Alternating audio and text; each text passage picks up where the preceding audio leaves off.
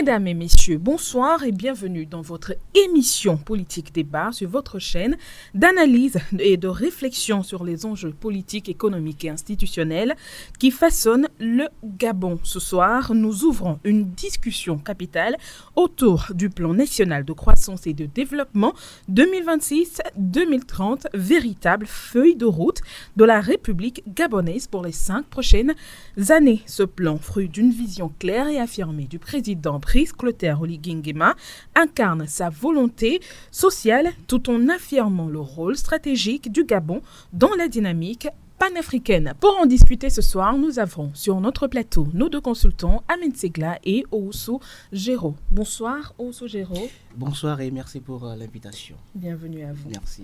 Bonsoir Amen Segla et bienvenue à vous. Bonsoir Martial et bonsoir au peuple gabonais. Bonsoir.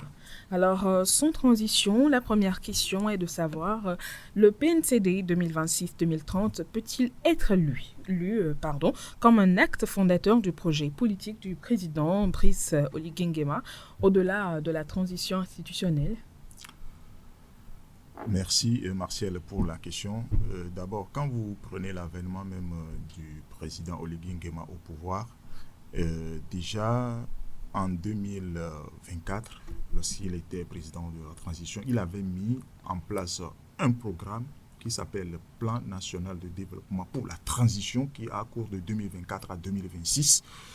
Et c'est après son élection en tant que président de la République qu'il a dit que pour qu'un pays soit vraiment développé, il faut qu'il y ait une feuille de route. C'est-à-dire, on ne gouverne pas un pays sans boussole, sans orientation, sans plan de développement fixe. Parce que il serait jugé à la fin de son mandat lorsque tout ce qu'il a dit dans son projet de développement, dans son projet de société lors de sa campagne, parce que ce plan-là fait partie de son projet de société. Donc, c'est à la fin que les Gabonais vont juger est-ce que tout ce qu'il a énuméré dans ce plan-là, est-ce qu'il a pu réaliser cela? C'est dans cette perspective-là que le président a cru bon, en dehors du plan national de développement pour la transition qui a cours de 2024 à 2026, c'est à la suite de cela qu'il a développé ce nouveau plan-là, qui est plan national de croissance et de développement, qui aujourd'hui a pris effet cette année 2026 jusqu'à 2030. Donc, pour globaliser ou bien pour répondre à ta question, oui, c'est ce qui définit aujourd'hui le Gabon. Parce que quand vous prenez la gouvernance même de l'État, vous allez remarquer que par le passé, il y a beaucoup de failles.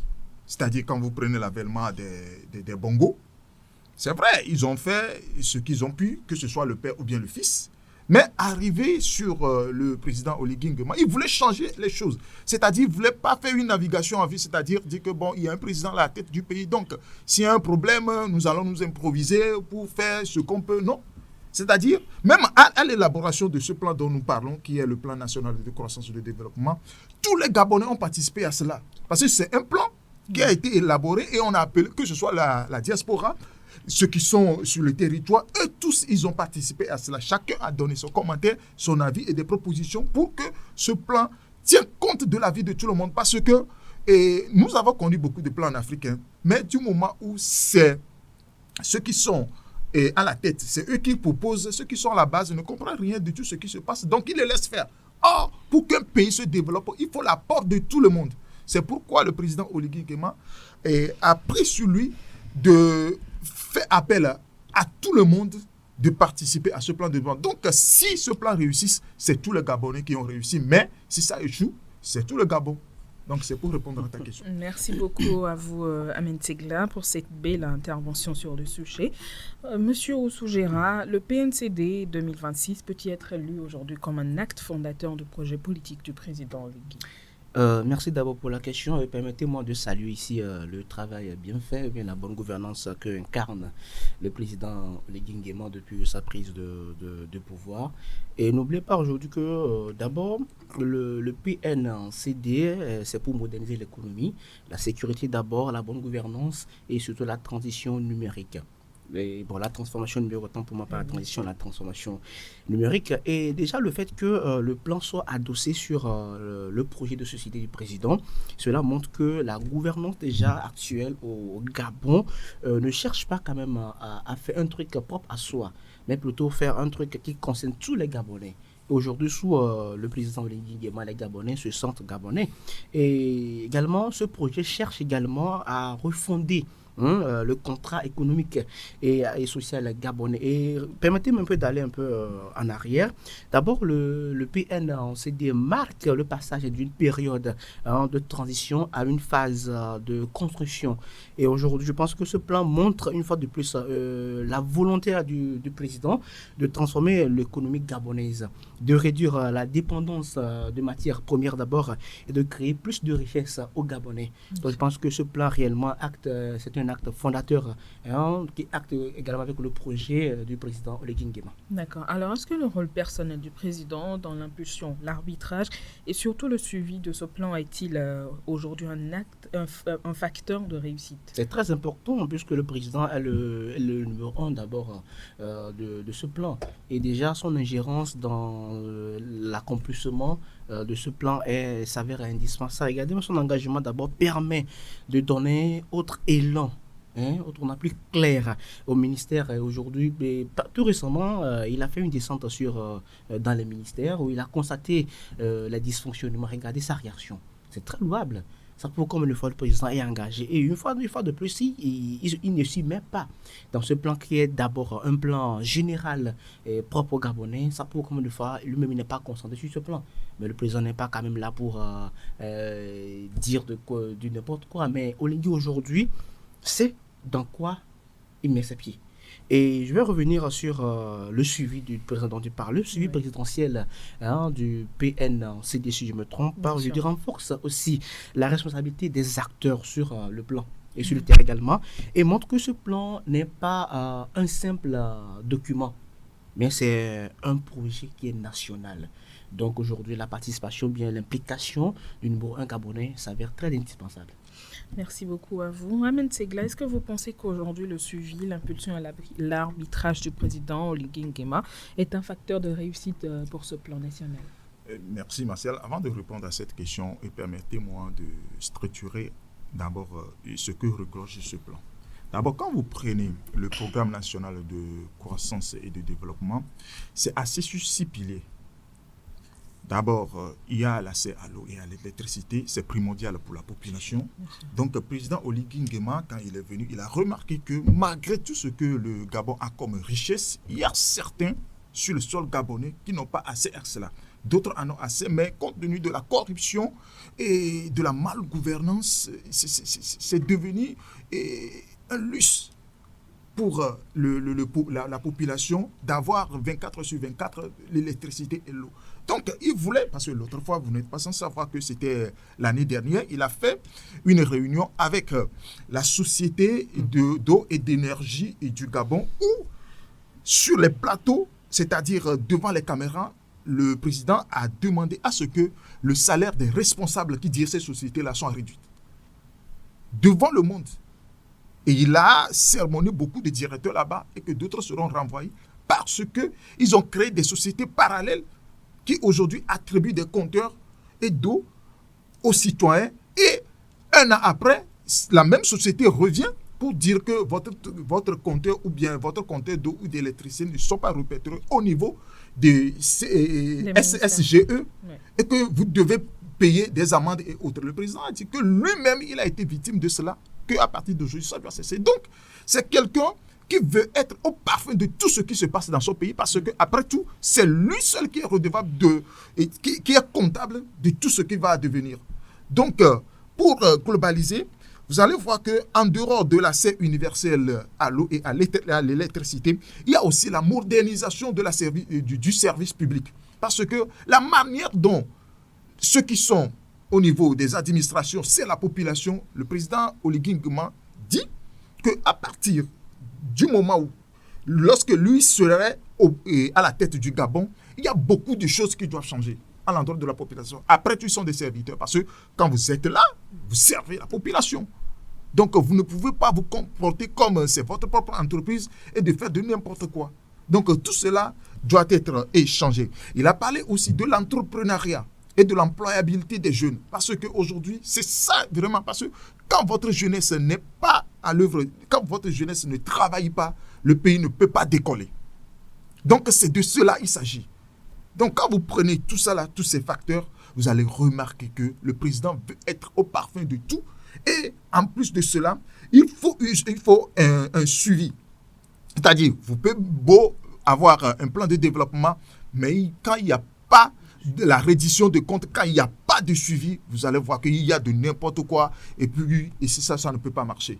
Et j'en veux pour preuve, le président, lorsqu'il est venu, il est élu en tant que chef de l'État, il a supprimé le poste de Premier ministre. C'est-à-dire, lorsqu'il y a un gouvernement, c'est le Premier ministre qui forme le gouvernement. Même, alors, quand c'est le président lui-même qui a formé le gouvernement, donc chaque ministre doit rendre compte directement, sans proxy, au président. Donc, il veut être au parfum, c'est-à-dire en temps réel de tout ce qui se passe au niveau de l'État. Donc, c'est un moyen aussi mis en place pour suivre tout ce qui se mène comme action de développement dans le pays. Alors, votre intervention touche un tout petit peu à cette prochaine question.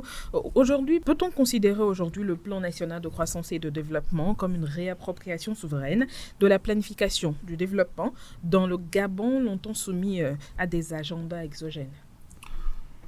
Alors, pour répondre à cette question, nous sommes tous au courant qu'en 2015, si j'ai bonne mémoire, il y avait un plan de façon, si je peux parler, mondiale, qu'on appelle les ODD, les 17 objectifs des ODD. C'est un plan de développement qui englobe tous les pays.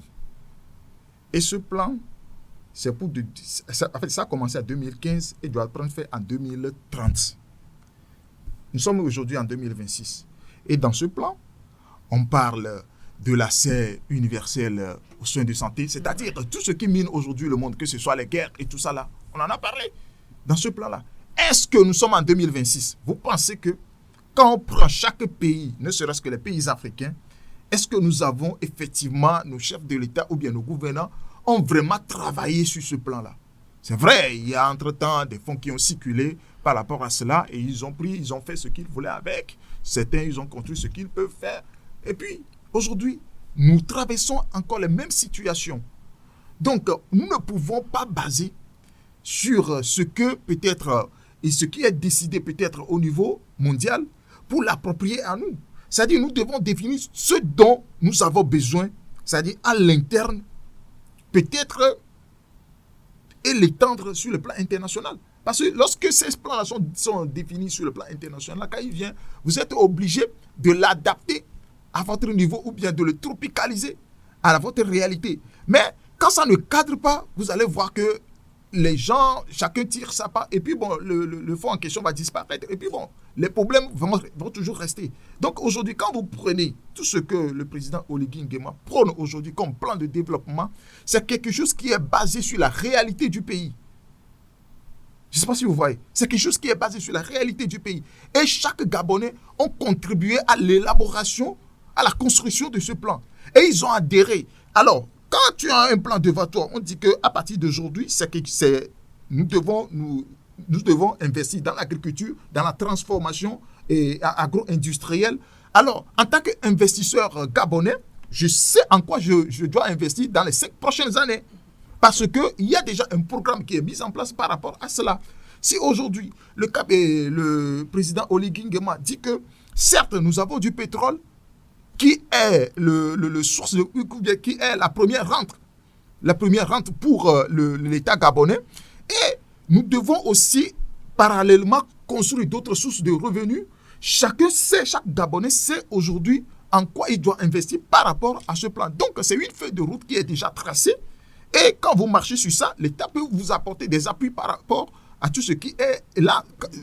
Bon, si toi-même tu as de l'argent et que tu veux investir dans autre chose, libre à toi. Mais l'État a déjà une feuille de route et chaque Gabonais doit marcher dessus. Du moment où ce n'est pas un plan que l'État a décroché au plus haut du sommet, mais chaque Gabonais a participé à la construction de ce plan. Je pense qu'ils vont se retrouver là-dedans. Donc, pour répondre à ta question, faire venir un plan de l'extérieur, ça ne nous a jamais servi.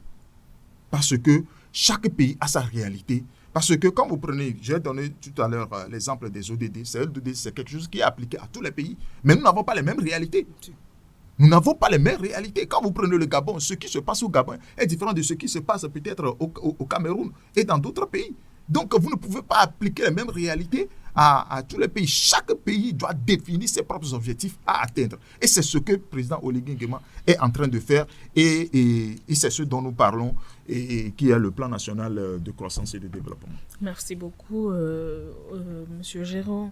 Alors, est-ce que vous considérez, ou peut-on considérer le plan national 2026-2030 comme une réappropriation souveraine de la planification du développement dont le Gabon longtemps soumis à des agendas exogènes? Oui, c'est clair. Déjà, dans la réponse de Amen tout à l'heure, Amen a énuméré les objectifs du développement durable qui diffèrent selon les pays. Et le Gabon, aujourd'hui, à travers son plan, prouve comme une fois le pays a soif de prendre en main son développement. Et à travers ce plan, nous voyons comme une fois les Gabonais se sont mis au travail. Et travaillent très acharné en plus, afin d'avoir leur propre plan, puisque ça ne sert à rien d'avoir des dirigeants, mais sans plan. Et vous avez parlé aussi d'avoir des plans venant de l'extérieur. Mais aujourd'hui, quand nous lisons, mais quand nous prenons le contenu même du PNCD, c'est vrai qu'il y aura des apports venant de l'extérieur, mais ils n'auront plus la même mise aujourd'hui sur le Gabon, comme il le faisait dans le passé. Donc aujourd'hui, le président Oligui veut, à travers ce plan, que les Gabonais se sentent Gabonais. Parce qu'aujourd'hui, c'est sûrement nous allons arriver à là d'ici peu, puisque les entreprises seront tous Gabonais, comme c'est fut le cas au Cameroun, pour ne pas dire naturalisé pour les Gabonais. Et notons également que cela permet au pays aujourd'hui de définir ses propres vérités, mais de définir ses propres priorités économiques. Et sur le plan également, c'est de moderniser en premier lieu l'économie, également d'assurer une bonne gouvernance pour ne pas oublier la sécurité. Et revenons également sur ce côté-là, les choix stratégiques et de ce plan viennent aujourd'hui des réalités nationales.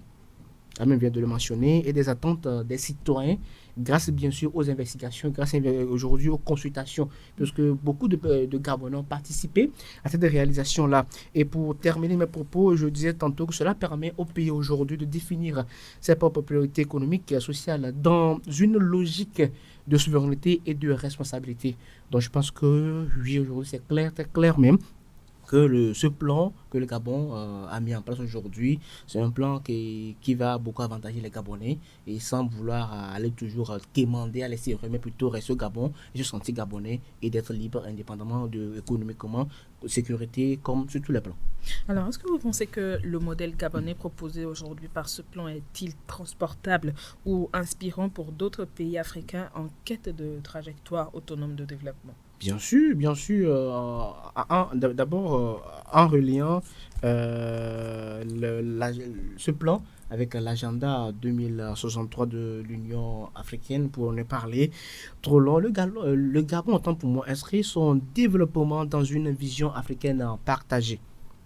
Cela montre d'autre part également que le pays veut participer activement à la transformation du continent que nous sommes, le continent africain, et notamment à travers l'économie, à travers l'industrialisation, le développement, le capital humain également. Et cette cohérence entre dans une vision nationale et continentale qui renforce également l'image du Gabon comme un État sérieux et État stratège surtout sur le continent africain. Donc je pense que c'est un alignement qui va direct dans les droites lignes avec l'agenda 2063, qui renforce également aujourd'hui la crédibilité panafricaine, bien sûr, du Gabon. Merci. Alors, Amen Segla, est-ce que vous pensez, ou vous êtes du même avis que Oussou Géraud, sur la question qui part du modèle gabonais, qui peut être proposé comme transportable ou inspirant pour d'autres pays africains?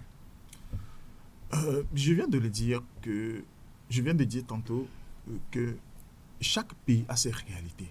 C'est vrai, il est primordial pour chaque État souverain d'avoir ses propres démarches en ce qui concerne le développement. Mais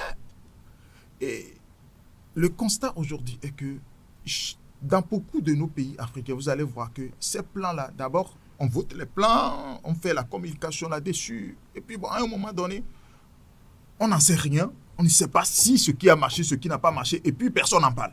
Et puis, ça s'arrête là. Et puis, vous allez voir que peut-être dans 2-3 ans, on met encore en place un autre programme pour dire que maintenant, c'est ça qui va marcher. C'est parce qu'il n'y a pas de suivi, il n'y a pas d'évaluation, on ne sait pas ce qui a marché, on ne sait pas ce qui a marché, on ne sait pas qui a fait quoi. C'est devenu flou pour toute la population. Et puis bon, du moment où vous n'attribuez pas ou bien vous ne donnez pas libre participation aux citoyens d'apporter leur contribution, comme vient de le faire Oligui Nguema, en sollicitant l'apport de tout le monde, d'abord en amont, c'est-à-dire lorsqu'ils vont mettre les objectifs de ce plan, les 6 piliers, ce sont des propositions, à base des propositions des citoyens que ces 6 piliers ont été énumérés. Parce qu'ils ont approché la population. Vous avez besoin de quoi? Comment vous voyez le Gabon dans 5 ans? Donc les gens ont émis leurs vœux, tout ce qu'ils veulent. C'est à base de ça qu'ils ont construit ce plan-là. Donc pour chaque pays africain, ça doit être ainsi. Parce que quand vous voulez construire quelque chose pour quelqu'un, il va falloir que vous demandez l'avis de la personne d'abord. Parce qu'on avait fait des investissements dans certains pays africains, je ne voulais pas donner les noms, on a construit des marchés, mais la population ne s'y installe pas. Ça veut dire que, à l'instant T, ce n'est pas ce dont ceux qui sont dans ce milieu-là ont besoin. Parce que l'État, lui, a pensé que vous n'avez pas de marché et que je vais vous construire un marché. Mais avec cette construction, avec cet investissement-là, personne, ça n'a pas profité à ceux qui sont dans ce milieu-là. Ça veut dire que l'État a fait un investissement qui n'a servi à rien. Donc, il faut la participation en amont de chaque population. Si aujourd'hui les pays africains veulent vraiment se développer, appeler la population, demandez-leur, vous avez besoin de quoi? C'est en fonction de cela que vous devez construire votre pays. Donc, pour répondre à ta question, oui, il peut marcher parce que la manière dont ce plan a été construit, si chaque pays peut faire ainsi, vous allez voir que c'est vrai, le développement n'est pas quelque chose qu'on décrète comme ça. C'est un processus. Mais je pense que dans les 10 prochaines années, si chaque pays marche comme le président Oligui Nguema, vous allez voir que nos pays africains vont décoller. Oui, Martial, avant d'aller sur la prochaine question, je pense que en ce qui concerne le Gabon, un modèle pour les autres pays africains, je pense que la stratégie du Gabon ne peut pas être forcément appliquée ailleurs, mais le Gabon, à travers son président, vient de lancer un message clair, puisque le développement doit être pensé localement d'abord, et les réponses et bien les solutions doivent également être adaptées aux réalités du terrain, aux réalités nationales. Donc je pense que c'est vrai, le Gabon aujourd'hui, à travers son plan, est un modèle, mais reste à savoir si les autres pays ici pourront emboîter le pas du Gabon. Mais ils doivent quand même noter que le développement doit être pensé d'abord localement, avant de penser comment exporter le développement. Alors, nous sommes presque arrivés à la fin de notre émission aujourd'hui. Quel serait votre message pour la population gabonaise pour pouvoir soutenir ce plan mis en place par le président Brice Clotaire Oligui Nguema? Le message que moi j'ai à l'endroit des Gabonais, pour ne pas dire la jeunesse gabonaise, c'est de soutenir le président Oligui Nguema, puisque avoir un président comme Oligui aujourd'hui en Afrique, c'est très rare. Et Oligui fait partie de ces présidents-là qui aspirent au changement, qui aspirent à la souveraineté, qui aspirent également à l'indépendance totale des pays, pour ne pas dire du continent. Donc, c'est vrai que la majorité des Gabonais ont participé à ce plan, mais ça ne sert à rien de participer, de rester les bras croisés. C'est le moment d'apporter également, de prouver également son patriotisme en mettant la main dans la pâte afin que ce plan soit une réalité. Pas seulement sur le papier, mais que ce soit une réalité visuelle sur le terrain. Donc, je souhaite vraiment que les Gabonais soutiennent la politique aujourd'hui de Nguema. Et ici, je jette des fleurs au président qui aujourd'hui, grâce à sa gouvernance, le Gabon n'est plus... le Gabon n'a rien à envier aux autres pays, mais je pense que l'Afrique tout entière doit soutenir ce genre de président. Merci beaucoup à vous, Géraud Aoussou. Amen Tigla, votre message pour la population gabonaise? Alors, pour la population gabonaise, d'abord, le président Oligui Nguema, il est venu en reversant le pouvoir On connaît la circonstance dans laquelle il est venu. Mais le peuple gabonais lui a accordé leur confiance. Et aujourd'hui, le président Oligui Nguema fait partie de ces présidents qui n'ont pas froid aux yeux, que ce soit à l'interne ou à l'externe. J'ai assisté, ou bien j'ai vu plusieurs de ses interventions en matière de gouvernance, la manière dont il veut que les choses se passent dans son pays. Et on a vu tous la manière dont, lorsque Trump Donald, le président américain, ils étaient en Maison-Blanche, la manière dont on lui a parlé en ce qui concerne la coopération qu'il veut désormais entre son État, Gabon, et les États-Unis. C'est un président qui sait ce qu'il veut. C'est vrai, le Gabon traîne beaucoup de choses en matière de coopération avec les puissances occidentales. Mais aujourd'hui, je vous assure que les trajectoires ont changé. C'est vrai, ce n'est pas de manière brutale, mais il y a un changement qui est en cours au Gabon. Alors, il revient à chaque Gabonais de faire confiance à ce président-là, s'il veut vraiment que ce qu'il a commencé et qui est visible aujourd'hui soit pérennisé. Merci beaucoup à vous, Ahmed Segla. Merci beaucoup à vous, Oussou Gérard. Merci beaucoup à vous également, très chers téléspectateurs. Nous sommes ainsi arrivés à la fin de notre émission. Merci de nous avoir suivis et rendez-vous au prochain numéro.